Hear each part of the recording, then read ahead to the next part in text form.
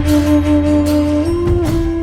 શ્રી સાઈરામ. નલિની બેન, આપ ભાવનગર સમિતિમાં છેલ્લા 35 વર્ષથી કામ કરી રહ્યા છો.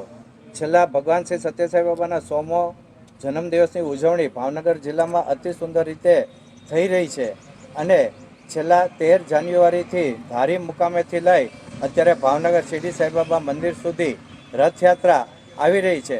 તો આપનું વક્તવ્ય આપશો કે આપને રથયાત્રા અને ભગવાન પ્રત્યેના પ્રેમનું શું લાગે છે? આપ બોલશો. ઓમ શ્રી સાઈરામ. ભાવનગરથી હું નલિની પંડ્યા બોલું છું. સ્વામીના રથનું જ્યારે આયોજન થયું એ સાંભળીને એટલો બધો ઉત્સાહ આવી ગયો લોકોમાં કે જાણે સાક્ષાત ભગવાન આપણે ત્યાં પધારે છે. ગુજરાતમાં ફરતો ફરતો રથ જ્યારે અમરેલીથી ભાવનગરની સમિતિને સોંપવામાં આવ્યો ત્યારથી એક ધારું યથયાત્રાની જે સમાચાર પહોંચે છે, વિડીયો પહોંચે છે, ભગવાનના વાઇબ્રેશન જે પહોંચે છે એ અનન્ય છે અને દરેક લોકો એનો અનુભવ કરે છે.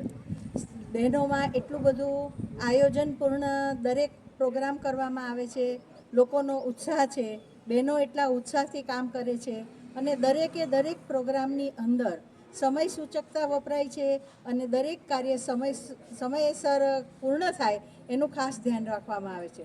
ભગવાનના રથની જે સમય મર્યાદા છે કે ભગવાનને 8:45 આરામ કરવા માટે સુવાડી દેવામાં આવે છે, તો એ બધી જ વસ્તુઓનું ખૂબ જ સારી રીતે પાલન કરવામાં આવે છે.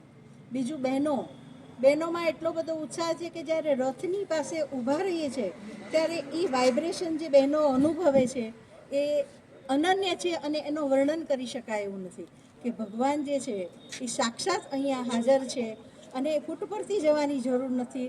અત્યારે ભગવાન ભલે સદેહે હાજર નથી પણ એના આત્માના જે વાઇબ્રેશન છે એ દરેક બહેનોને મળે છે, દરેક ભક્તોને મળે છે અને એને માટે ભગવાનની ખૂબ મોટી કૃપા બધાને જ મળે છે અને આગળ મળતી રહે એવી હું ભગવાન પાસે પ્રાર્થના કરું છું. રથયાત્રા જ્યારે અમારા સેન્ટર ઉપર પહોંચશે ત્યારે અમે 56 ભોગનું આયોજન કર્યું છે. ભગવાન અમારે ત્યાં પધારે છે તો એમને લાડ તો લડાવવા જ જોઈએ ને, એટલે અમે 56 ભોગનું આયોજન કર્યું છે. 56 પ્રકારના ભોજન અને એ બધી વસ્તુઓ ભેગી કરીને અને ભગવાનના રથમાં એ ભગવાનને જમાડવાના છે. આ દરેક બહેનોનો પ્રેમપૂર્ણ ભાવ છે અને એ ભાવથી ભગવાનને 56 ભોગનું આયોજન કરવામાં આવ્યું છે. આ એક અમારા પ્રોગ્રામમાંની એક પ્રોગ્રામ છે. સાઈરામ.